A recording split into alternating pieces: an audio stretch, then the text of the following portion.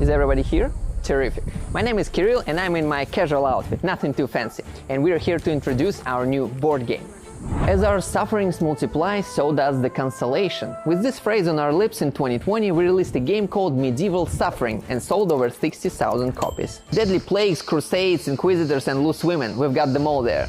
In the new game, we're exploring how unlimited power corrupts people. And the name of the game is Dogma. Not to be confused with the brilliant movie by Kevin Smith, God bless him.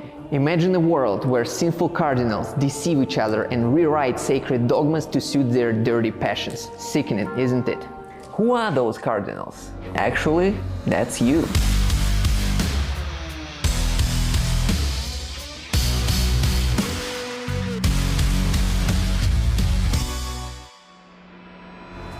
Inside this luxurious black box lies concentrated bluff and dishonor of a conclave of up to 8 people. It's possible to play with just 2, but it's not as intense. The game lasts only 20 to 30 minutes and you'll definitely want to play again. But what exactly do you do there? In the main deck there are 7 sins and 7 virtues. Each card has 4 copies. Here you'll find murder, lying, gluttony, self-gratification, but also humility, honesty, patience and diligence. The entire deck is dealt among the players. Each of their hands is burning with terrible sins, but everyone pretends that their reputation is purer than the tears of a child witnessing the birth of a wild deer in the first rays of spring sun. Truly a hideous spectacle. Dreadful people. The goal of the game is to confess to one another and get rid of the cards before anyone else does. Whoever fails to cleanse themselves and is left with the cards will be burnt in the square. It's a crucial part of the game, so don't forget to actually set one of your friends on fire after each game. So the objective is to get rid of the cards, but you must not confess your sins. You have to quietly slip those cards away, pretending it's something else. No one has to know what tabs a cardinal has opened on his phone during boring church sessions, am I right?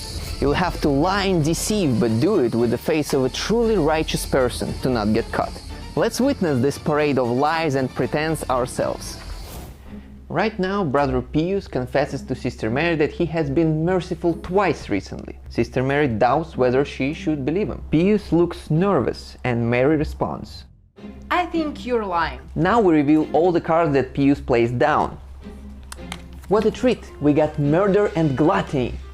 Pius had a jolly weekend, but his lie was uncovered. That is why all the cards go back to the hand of the giver. Sister Mary receives a ruby for her keen eye. We'll talk about those in a second.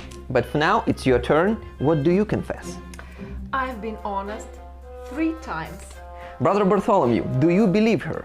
I could believe you, but I was also honest during the last week. Brother Bartholomew decides not to question Sister Mary's honesty and instead adds his own card to the pile and passes it along.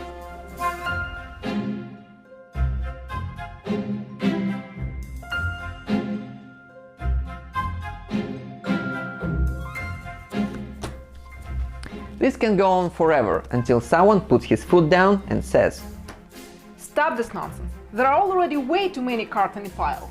Well, flip all the cards the last player put in. I don't believe it. Okay. What a twist! It seems like Brother Pius has saved one honesty card just for this occasion. And mind this, we're not going to flip the rest of the cards, it just goes straight to her hand because she lost. So we're left wondering what trash your opponents had the audacity to throw in. It's important to bluff at the right time and be sincere when the moment calls for it, like Brother Pius does. He has been serving in the Roman Curia for 45 years, not for nothing. But what do you do when you wish to get rid of your sins but no one believes you anymore? For a person with your power, the answer is obvious. If the law gets in the way of debauchery, it needs to be rewritten, and here we have prepared a whole ritual for proclaiming the new dogma. For the rubies you've earned for correct answers, you select one card from the Dogmas deck. Then you light a sealing wax candle, drip wax right onto the card and stamp it with the seal of the conclave.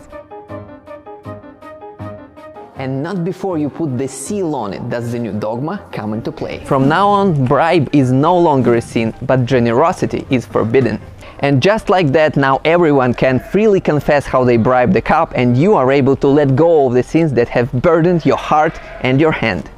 Allow me to draw your attention to the appearance of the game. It can evoke sinful thoughts even in the most righteous board gamers. Golden embossing on each card, a magnetic lock on the matte box, luxurious silk lining, a brass seal with a wooden handle. We have put a lot of effort to ensure that the game looks worthy to be placed on the massive oak table of the Pope himself. This game had a long journey to release. We have great memories of playing the early versions of Dogma even before we published our very first project. Dogma has already provided us with hundreds of hours of wild excitement and intense duels, and now we're ready to present it to you. Put on your scarlet attire and cardinals rings, and don't let anyone doubt your righteousness. So lie, deceive your opponents, and change the law to suit yourself, because it is Dogma.